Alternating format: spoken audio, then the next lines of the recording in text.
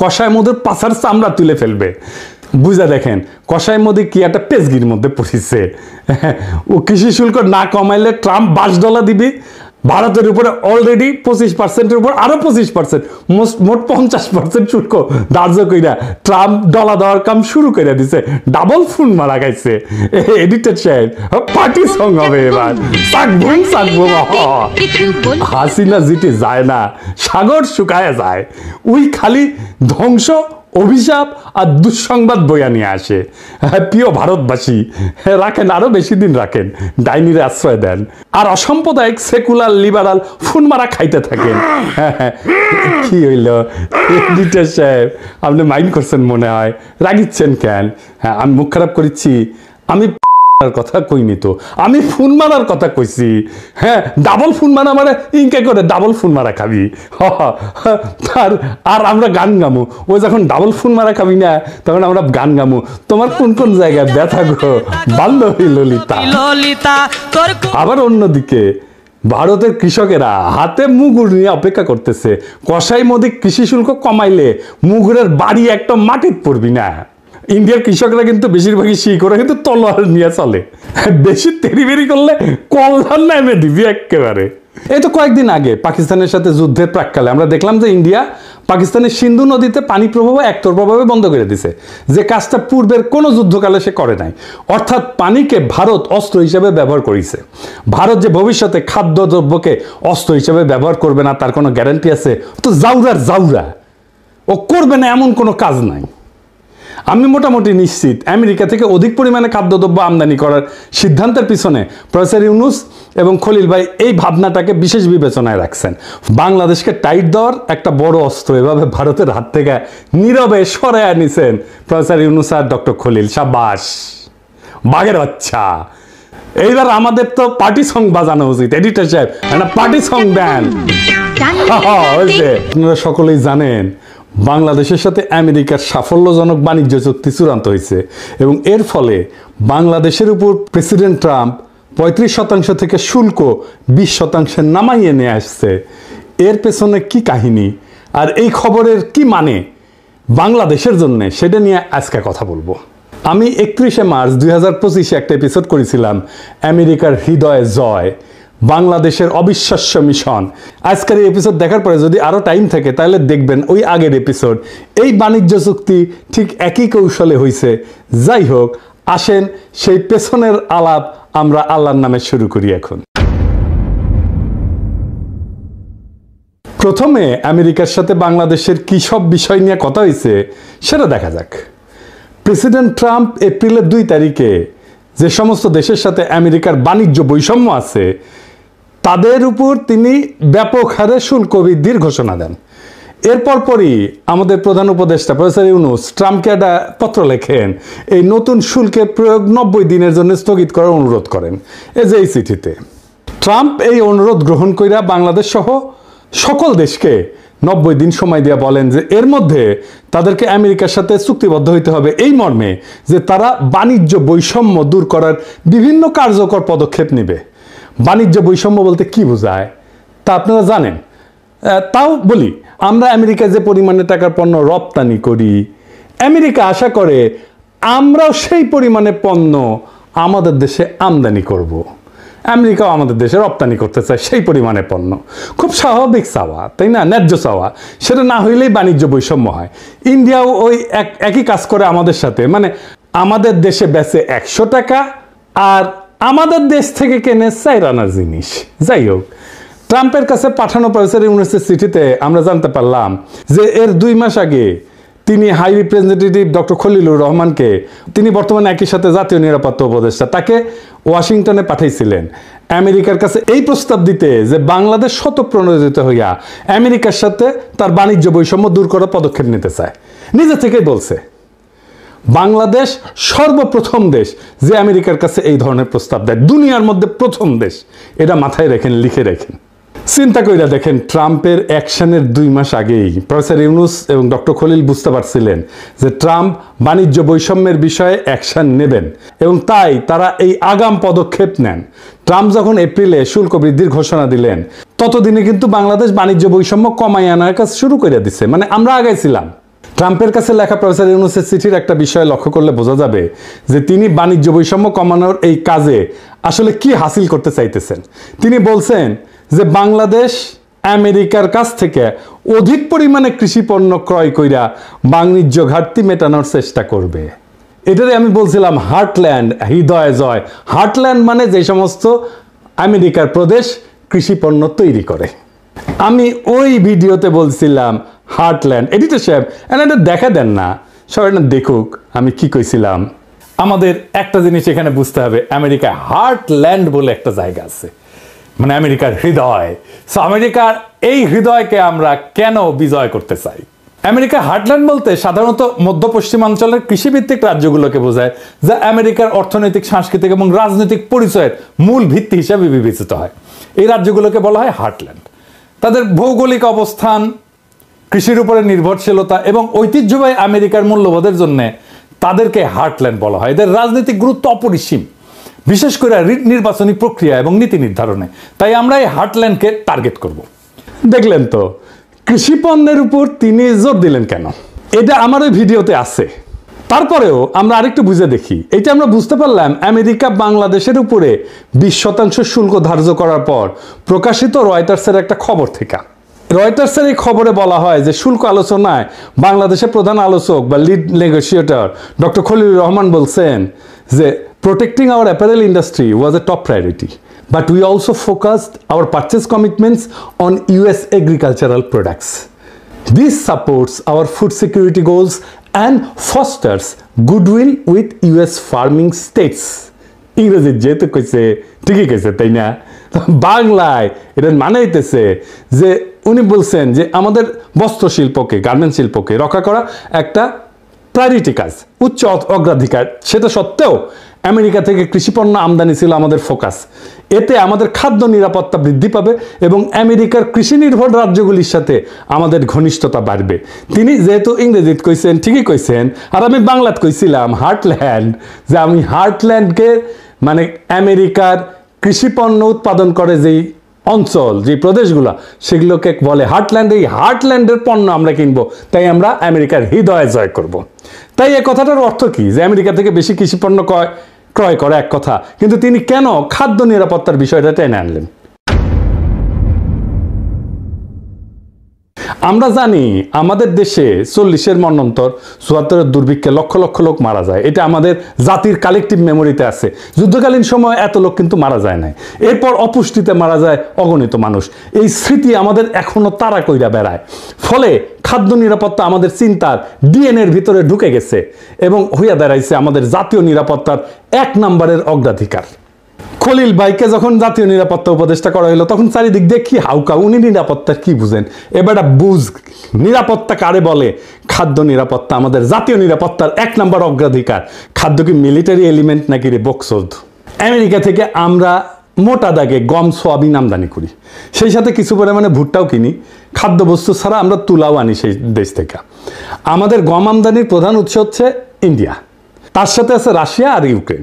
রাশিয়ার উপর আমেরিকার স্যাংশন আছে, সে কারণে ওখান থেকে গম আমদানি আর সম্ভব না। ইউক্রেনের তো যুদ্ধগ্রস্ত, সেখান থেকেও আমদানি সম্ভব না, আর আমদানির পরিমাণ অনিশ্চিত। বাকি থাকে ইন্ডিয়া। ইন্ডিয়া থেকে আমাদের খাদ্যদ্রব্য আমরা বিনা পয়সায় তো কিনি না, তাই না? তাও এর সম্পূর্ণ মূল্য আমরা পরিশোধ করি। তবু আমরা দেখতে পাই ভারত প্রায় বিনা নোটিশে খাদ্যবস্তু এবং অন্যান্য পণ্যের উপরে রপ্তানি বাধা আরোপ করে, রপ্তানি বন্ধ করে দেয়। এমনকি চাল রপ্তানি বন্ধ করে দিছিল। শুধু তাই না, আবার কইয়া বেড়ায় হাঙ্গেরে নাকি ওরা খাওয়ায়, খিলায়। ওরা না খেলালে নাকি আমরা চলতেই পারবো না, আমরা না খেয়ে মরবো। আমরা টাকা দিয়ে শুধু ভারতীয় পণ্য কিনলেই চলবে না, আমাদের কৃতজ্ঞ থাকতে হবে যে ইন্ডিয়া আমাদের বেচিচ্ছে। চিন্তা করেন, মানে ইন্ডিয়া আমাদের মারবে, আবার টাকাও নিবে। বুঝেছাও? এটা হইতেছে ইন্ডিয়া। তো ওদের কাছ থেকে কেন কিনবো আমরা? ওদের ভোমা ভোমা ইন্ডিয়ান পেঁয়াজ ছাড়া চলিচ্ছে না আমাদের। এক সময় বলতো না ইন্ডিয়ান পেঁয়াজ ছাড়া আমাদের চলবে না, চলে, এখন চলে, চলিচ্ছে আমাদের পেঁয়াজ ছাড়া। ওদের ধরে চটাস চটাস করে থাপ্পড় মারবেন যারা এটা কথা বলতো এক সময়। ইন্ডিয়ান ফ্যাক্টরি যেগুলো বাংলাদেশে বানাইছে না, বন্ধ করো, বন্ধ করো, কয়ে দিলাম আগে, নয়তো ধানমন্ডি 32 নম্বর কইরা দেবো, পরে আবার কয়েও না, সাবধান করি নাই। তার মানে ধরেন আমাদের যখন বিশেষ প্রয়োজন, তখন এমন অবস্থা হইতে পারে যে ভারত আমাদের খাদ্য রপ্তানি বন্ধ করে দিচ্ছে। এই তো কয়েকদিন আগে পাকিস্তানের সাথে যুদ্ধের প্রাক্কালে আমরা দেখলাম যে ইন্ডিয়া পাকিস্তানের সিন্ধু নদীতে পানি প্রবাহ একতরফাভাবে বন্ধ করে দিছে, যে কাজটা পূর্বের কোনো যুদ্ধকালে সে করে নাই। অর্থাৎ পানিকে ভারত অস্ত্র হিসেবে ব্যবহার করেছে। ভারত যে ভবিষ্যতে খাদ্যদ্রব্যকে অস্ত্র হিসেবে ব্যবহার করবে না তার কোনো গ্যারান্টি আছে? তো জাউরার জাউরা, ও করবে না এমন কোনো কাজ নাই। আমি মোটামুটি নিশ্চিত আমেরিকা থেকে অধিক পরিমাণে খাদ্যদ্রব্য আমদানি করার সিদ্ধান্তের পিছনে প্রফেসর ইউনূস এবং খলিল ভাই এই ভাবনাটাকে বিশেষ বিবেচনায় রাখছেন। ফলে ইন্ডিয়া আমাদের প্রয়োজনের সময় খাদ্য রপ্তানি বন্ধ কইরা আমাদের উপরে চাপ দিতে পারবে না। এই একই কথা তুলা আমদানির ক্ষেত্রেও প্রযোজ্য। বাংলাদেশকে টাইট দেওয়ার একটা বড় অস্ত্র এভাবে ভারতের হাত থেকে নীরবে সরাইয়া নিছেন প্রফেসর ইউনূস আর ডক্টর খলিল। সাবাস, বাঘের বাচ্চা। এইবার আমাদের তো পার্টি সং বাজানো উচিত। এডিটর সাহেব একটা পার্টি সং দেন। আমার বিশ্বাস প্রফেসর ইউনূস আর ডক্টর খলিল এই কাজগুলা করেছেন বাংলাদেশের স্বার্থ বিবেচনা কইরা। ভারতের ক্ষতি করা তাদের অবশ্য উদ্দেশ্য ছিল না, কিন্তু ভারতের যেতে ক্ষতি হইল সেটা তারা সারা জীবন মনে রাখবে। একে তো খাদ্যদ্রব্য রপ্তানি হঠাৎ করে বন্ধ করে আমাদের মতো বাংলাদেশকে বিপদে ফেলা ভারত তার হীন স্বার্থ কখনো হাসিল করতে পারবে না। সেই সাথে ভারত আরো একটা বড় ক্ষতি হইল, বাংলাদেশে তার যে খাদ্যদ্রব্য এবং তুলার মার্কেট সেটা এখন অনেক ছোট হয়ে যাবে। ভারতের সাথে আমাদের যে বিশাল বাণিজ্য ঘাটতি ছিল সেটা অনেকটাই কমে যাবে। অর্থাৎ বাণিজ্য ঘাটতি কমাইতে ট্রাম্প যেটা দুনিয়ার সঙ্গে প্রকাশ্যে করতেছেন, প্রফেসর ইউনূস আর খলিল ভাই ভারতের সঙ্গে তলে তলে সেই কামটাই সারলেন, কিন্তু কেউই সেটা আগে ভাগে আন্দাজ করতে পারলেন না। এটারে কয় চাপা মায়ের, মায়ের হয় এটাতে কিন্তু সাউন্ড হয় না। একই সাথে আর একটা ঘটনা ঘটলো, কি সেটা আমেরিকার কৃষি পণ্যের লবি হইতেছে সেই দেশের সবচেয়ে শক্তিশালী লবি, মানে এই সমস্ত প্রদেশ কৃষি পণ্য তৈরি করে সেই প্রদেশগুলোর যারা এমপি মিনিস্টার আর কি, বুঝছাও। আমরা 18 কোটি বাংলাদেশি সহজেই আমেরিকার কৃষি পণ্যের একটা বৃহৎ বাজারে পরিণত হইতে পারি। আমরা যদি আমেরিকার এই সমস্ত পণ্যের বড় ক্রেতা হই, তাহলে এই যে লবি, যে সমস্ত জায়গায় কৃষি পণ্য তৈরি হয় সেই সমস্ত প্রদেশের এমপি মিনিস্টার মন্ত্রী, এদের সাথে, এদের লবির সাথে আমাদের নিবিড় ঘনিষ্ঠতা হওয়া সময়ের ব্যাপার। আর আমেরিকার যেসব রাজ্য কৃষি পণ্য উৎপাদন করে সেখানকার রাজনীতিতে, নির্বাচনে কৃষি লবি অনেকটা নির্ধারণী ভূমিকা পালন করে। ফলে এই সমস্ত রাজ্যের সিনেটর, কংগ্রেসম্যান, গভর্নরেরা কিছুকালের মধ্যে আমাদের পকেটে থাকবে, আমাদের হাতের মধ্যে থাকবে। আমি আশা করি আগামীতে যারা নির্বাচিত হবেন তারা এই বিষয়টা বিশেষভাবে যত্নের সাথে খেয়াল করবেন, এটাকে নারিশ করবেন, এটাকে পুষ্ট করবেন, এই সম্পর্কটাকে ধরে রাখবেন, আরো সমৃদ্ধ করবেন। আমেরিকায় ভারতের যে প্রভাব সেটা সে নিজের প্রয়োজনে বাংলাদেশের বিরুদ্ধে ব্যবহার করতে পারে। আমাদের সাথে ঘনিষ্ঠ সম্পর্ক থাকলে আমেরিকার কৃষি লবি আমেরিকায় বাংলাদেশের বিরুদ্ধে ভারতের যে কোনো চক্রান্তকে নস্যাৎ করে দিতে পারবে, সেই শক্তি তাদের আছে। অর্থাৎ আমেরিকান কৃষি লবি আমাদের সঙ্গে থাকলে আমেরিকাকে ভারত আর বাংলাদেশের বিরুদ্ধে কাজে লাগাইতে পারবে না, এইটা লিখে রাখতে পারেন। ইতিমধ্যেই শুল্ক আলোচনার সময় আমেরিকার তুলা, গম এবং সোয়াবিনের লবি বাংলাদেশের সপক্ষে কাজ করছে এবং আমরা তার সুফল পাইছি, আপনারা তো দেখতেই পাইতেছেন। মোট কথা, ভারত বাংলাদেশে তার কৃষি পণ্যের বাজার শুধু হারাবে না, সেই সাথে বাংলাদেশের বিরুদ্ধে আমেরিকাকে ব্যবহার করার সুযোগ তার হাতে আর থাকলো না। এর থেকে নিশ্চয়ই বুঝতে পারতেছেন যে কি ধরনের দূরদর্শিতা নিয়ে নীরব কৌশলের সাথে প্রফেসর ইউনূস আর ডক্টর খলিল আমেরিকার সাথে আমাদের বাণিজ্য আলোচনার বিষয়টা বাংলাদেশের অগ্রাধিকারমূলক জাতীয় স্বার্থে আগাইয়ে নেওয়ার কাজে ব্যবহার করছেন। বাংলাদেশের এই কৌশলে ভারত আর কি কি বিপদে পড়ল? ভারত আমেরিকার কৃষি পণ্যের উপরে, মানে আমেরিকা থেকে ইন্ডিয়াতে যে সমস্ত কৃষি পণ্য রপ্তানি হয় তার উপরে 40% শুল্ক ধার্য করে। ভারতে কৃষি পণ্য উৎপাদনের খরচ আমেরিকার চেয়ে বেশি। চড়াহারে শুল্ক ধার্য না করলে আমদানি করা খাদ্যদ্রব্যের দাম স্থানীয়ভাবে, মানে ভারতে উৎপাদিত পণ্য কৃষি পণ্যের চাইতে কম হবে। অত্যধিক শুল্ক ধার্য কইরা বাইরের পণ্য আসতে না দিয়া ভারত কৃত্রিমভাবে আভ্যন্তরীণ কৃষি উৎপাদন বজায় রাখছে বছরের পর বছর ধরে। আমেরিকা কিন্তু বহুদিন ধরে ভারতকে শুল্ক কমানোর জন্য চাপ দিতেছিল, কিন্তু ভারত শুনে নাই। কারণ এতে ভারতের কৃষকেরা আন্দোলন করে শুরু করে দিবে, কৃষকের পণ্য বিক্রি হবে না। তো আমেরিকার সাথে ভারতের এইবারে শুল্ক আলোচনা ভেঙে যাওয়ার একটা প্রধান কারণ হইল ভারত কোনো অবস্থাতেই আমেরিকার কৃষি পণ্যের উপর শুল্ক কমাবে না, আর আমেরিকাও এই শুল্ক না কমাইলে ট্যারিফ কমাবে না। এখন বাংলাদেশ এই শুল্ক শূন্যে নামায় ফেলছে, শূন্য। তখন ট্রাম্প কসাই মোদিকে হেভি চাপ দিয়ে কইছে কিন্তু যে বাংলাদেশ শুল্ক শূন্যে নামাইতে পারছে, তুই কোন হরিদাস পাল যে তুই পারবি না। শুল্ক এবং অশুল্ক বাধা ব্যাপকভাবে না কমাইলে ভারত আমেরিকার কাছ থেকে কোনো ডিল পাবে না, লিখে রাখতে পারেন। ইতিমধ্যে প্রেসিডেন্ট ট্রাম্পের বাণিজ্য উপদেষ্টা ভারতকে আখ্যায়িত করছে মহারাজা অফ ট্যারিফ বইলা। দেখেছেন এটা? The math of this, every American needs to understand because it's related to the trade situation. You start with the fact that India is the Maharaja of tariffs. It's the highest tariffs in the world. তো ইন্ডিয়ার সমস্যা হইল কৃষি শুল্ক বিপুলভাবে কমাইলে সারা ভারতের কৃষক সমাজ একযোগে কষায় মধুর পাছার চামড়া তুলে ফেলবে। বুঝা দেখেন কষাই মোদি কি একটা পেজগির মধ্যে পড়িছে। ও কৃষি শুল্ক না কমাইলে ট্রাম্প $5 দিবি, ভারতের উপরে অলরেডি 25%-এর উপর আরো 25%, মোট 50% শুল্ক ধার্য কইরা ট্রাম্প ডলা দেওয়ার কাম শুরু করে দিছে। ডাবল ফোন মারা গাইছে। এডিটর সাহেব পার্টি সং হবে এবার, সাকবুম সাকবুম। হাসিনা জিতে যায় না, সাগর শুকায় যায়, ওই খালি ধ্বংস, অভিশাপ আর দুঃসংবাদ বইয়া নিয়ে আসে। প্রিয় ভারতবাসী, রাখেন আরো বেশি দিন রাখেন, ডাইনির আশ্রয় দেন, আর অসাম্প্রদায়িক সেকুলার লিবারাল ফোন মারা খাইতে থাকেন। কি হইল এডিটর সাহেব, আপনি মাইন্ড করছেন মনে হয়, রাগিচ্ছেন কেন? হ্যাঁ, আমি মুখ খারাপ করেছি? আমি কথা কইনি তো, আমি ফোন মারার কথা কইছি। হ্যাঁ, ডাবল ফোন মারা মানে ইনকে করে ডাবল ফোন মারা খাবি। আর আমরা গান গামু, ও যখন ডাবল ফোন মারা খাবি না তখন আমরা গান গামু, তোমার কোন কোন জায়গায় ব্যথা গো বান্ধবী ললিতা। আবার অন্যদিকে ভারতের কৃষকেরা হাতে মুগুর নিয়ে অপেক্ষা করতেছে, কসাই মোদি কৃষি শুল্ক কমাইলে মুগুরের বাড়ি একটা মাটির পড়বি না। ইন্ডিয়ার কৃষকরা কিন্তু বেশিরভাগই শিখরা কিন্তু তলোয়ার নিয়ে চলে, বেশি তেরিবেরি করলে কল্যাণ নামে দিবি একেবারে।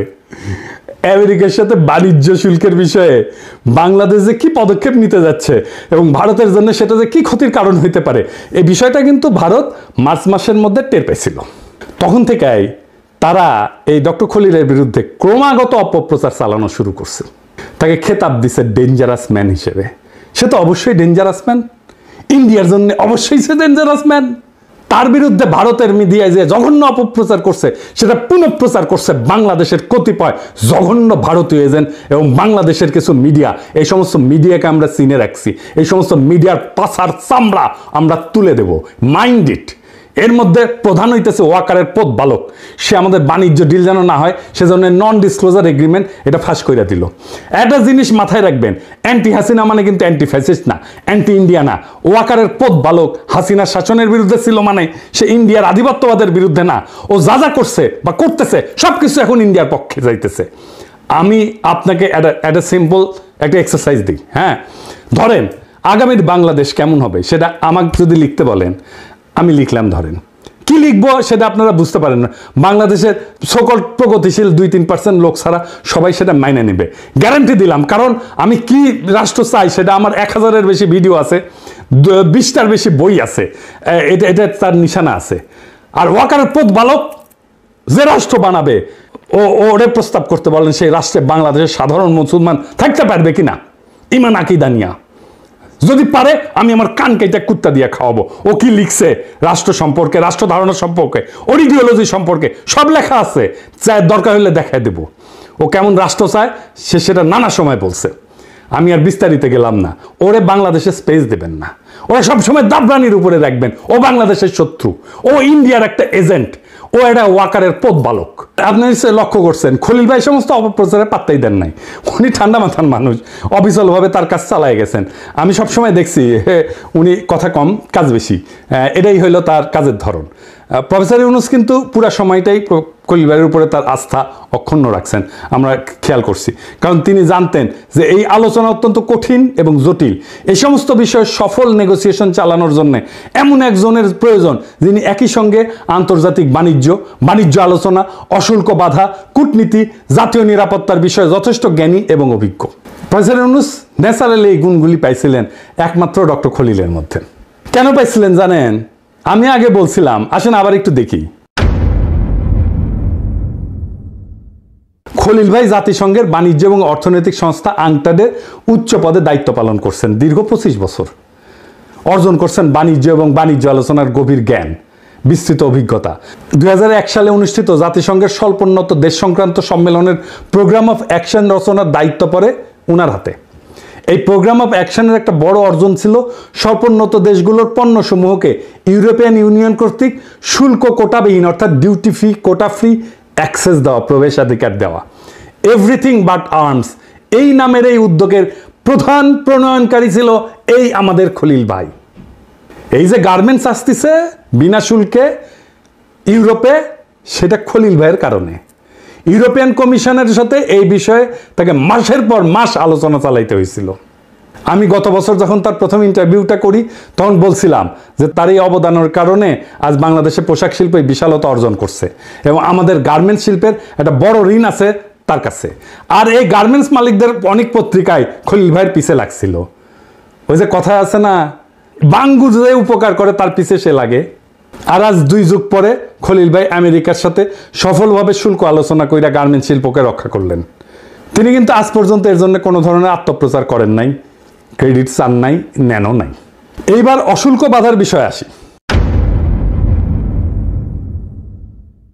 আংটাড, বিশ্বব্যাংক, বিশ্ব বাণিজ্য সংস্থা, IMF, ইন্টারন্যাশনাল ট্রেড সেন্টার এই সমস্ত প্রতিষ্ঠানের সমন্বয়ে গঠিত জাতিসংঘ সিস্টেমের অশুল্ক বাধা সংক্রান্ত ইন্টার এজেন্সি গ্রুপের চেয়ারপারসন ছিলেন এই ডক্টর খলিল। চেয়ারপারসন, জি।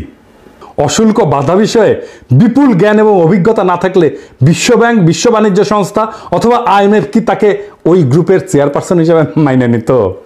বাংলাদেশের আর কেউ কি এই পজিশনে কাজ করছে কোনোদিন? আমি সম্পূর্ণ নিশ্চিত আপনারা আর একজনকেও বাড়তি দিয়ে খুঁজে পাবেন না। কূটনীতি এবং জাতীয় নিরাপত্তার বিষয়ে খলিল ভাইয়ের দক্ষতা এবং পারঙ্গমতা তো আমরা আমেরিকার সাথে সফল বাণিজ্য আলোচনাতেই দেখলাম, আপনারাও দেখছেন। এ বিষয়ে আমার বাড়তি কিছু বলার নাই। তিনি আলোচনার শেষে একটা ইন্টারভিউ দিছিলেন 15 মিনিটের। এই ইন্টারভিউতে তিনি যে সহজ সুন্দরভাবে একটা অত্যন্ত কঠিন জটিল বিষয়কে বর্ণনা করছেন সেটা সকলের শোনা উচিত। এটার লিঙ্ক আমি ডেসক্রিপশন বক্সে দিয়ে দিতেছি, আপনারা সকলে শুনবেন এবং অনেক বিষয় চালাইয়া বুঝতে পারবেন। বাংলাদেশের এইটা একটা বড় সংকট। বাংলাদেশের সত্যিকার অর্থে যারা দক্ষ মানুষ, বাংলাদেশে যারা সত্যিকার অর্থে আন্তর্জাতিক মানের প্রফেশনাল, বাংলাদেশের সত্যিকার অর্থে যারা আন্তর্জাতিক মানের ইন্টেলেকচুয়াল ক্যাপাসিটি আছে যাদের, প্রফেশনাল ক্যাপাসিটি আছে যাদের, তাদেরকেই বাংলাদেশে যথেচ্ছ অপমান করাটাই হইতেছে এক শ্রেণীর বাঙ্গু এলিটদের সবসময়ের কাজ। এবার আর একটা বিষয় আসি। আমেরিকার আভ্যন্তরীণ বাজার হইল সারা পৃথিবীর মধ্যে সবচেয়ে বড় কনজিউমার মার্কেট। বাংলাদেশের সাথে আমেরিকার সাফল্যজনক বাণিজ্য চুক্তি এই বিশাল মার্কেটের দরজা বাংলাদেশের জন্য খুলে দিছে। এইরকম অভূতপূর্ব সুযোগ জাতির জীবনে বারে বারে আসে না। এখন আমাদের সকলের উচিত সমবেতভাবে এই সুযোগকে সম্পূর্ণভাবে কাজে লাগায় বাংলাদেশকে দক্ষিণ এশিয়ার সবচেয়ে শক্তিশালী অর্থনীতি হিসেবে দ্রুত রূপান্তরিত করা। কি পরিমাণে চাকরি তৈরি হবে কল্পনাও করতে পারতেছেন না। আমি বিশ্বাস করি আগামী 5 বছরের মধ্যেই এই কাজটা করা সম্ভব। বাংলাদেশ দক্ষিণ এশিয়ার সবচেয়ে শক্তিশালী অর্থনীতি হিসেবে দাঁড়ায় যাবে। আগামী 5 বছর লিখে রাখতে পারেন, যদি আমাদের মাথা ঠিক থাকে আর যদি ওয়াকারের পথ বালকেরা বেশি লাফালাফি না করে। আগামী নির্বাচনে অংশগ্রহণকারী সকল দলকে আমি আহ্বান জানাই যে তারা যেন এই বিষয়টা তাদের নির্বাচনী ম্যানিফেস্টোতে গুরুত্বের সাথে উল্লেখ করেন এবং এই উদ্দেশ্য অর্জনে কি কি পদক্ষেপ নেবেন তা বিস্তারিতভাবে বর্ণনা করেন। আমি আশা করি নির্বাচনের আগে এই বিষয়ে অন্তর্বর্তীকালীন সরকার যে সমস্ত পদক্ষেপের সূচনা করবেন তার প্রতি সকল মহলই পূর্ণ ও সক্রিয় সমর্থন দেবেন।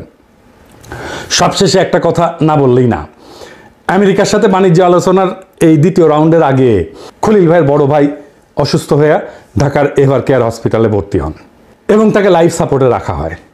আমরা জানলাম, খলিল ভাইকে জানানো হইল এবং খলিল ভাই দ্রুত ওয়াশিংটন থেকে ঢাকায় আসেন ভাইয়ের পাশে দাঁড়ানোর জন্যে।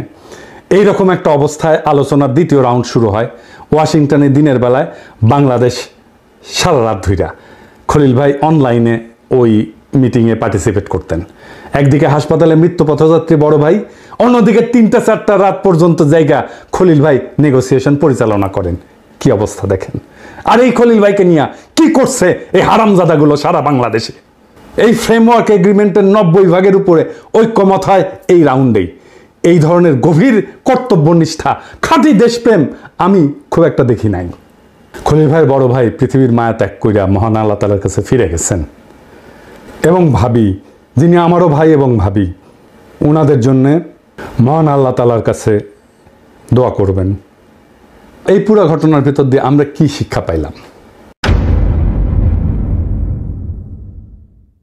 এই বাণিজ্য আলোচনা শুধু একটা সফল বাণিজ্য চুক্তির গল্প না, এটা কৌশল, দূরদর্শিতা, নিঃস্বার্থ দেশপ্রেমের এক উজ্জ্বল দৃষ্টান্ত। প্রফেসর ইউনূস এবং ডক্টর খলিল দেখাই দিচ্ছেন যে বড় জয় আসে তখনই যখন তার নীরবে, বুদ্ধিমত্তায় আর জাতীয় স্বার্থকে সামনে রেখে লড়া হয়। ভারতের হাত থেকে বাংলাদেশের উপরে চাপ সৃষ্টি করার দুইটা বড় অস্ত্র, খাদ্য এবং তুলা, তারা এক ঝটকায় সরাই নিলেন। একই সাথে আমেরিকার সবচেয়ে শক্তিশালী কৃষি লবিকে আমাদের মিত্রে পরিণত করলেন।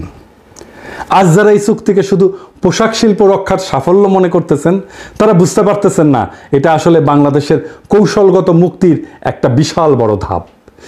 এটাই ইতিহাস গড়ার ধরন, প্রচারের আলোতে না, বরং নেপথ্যের ঘাম এবং ত্যাগে এই ইতিহাসগুলো গড়া হয়।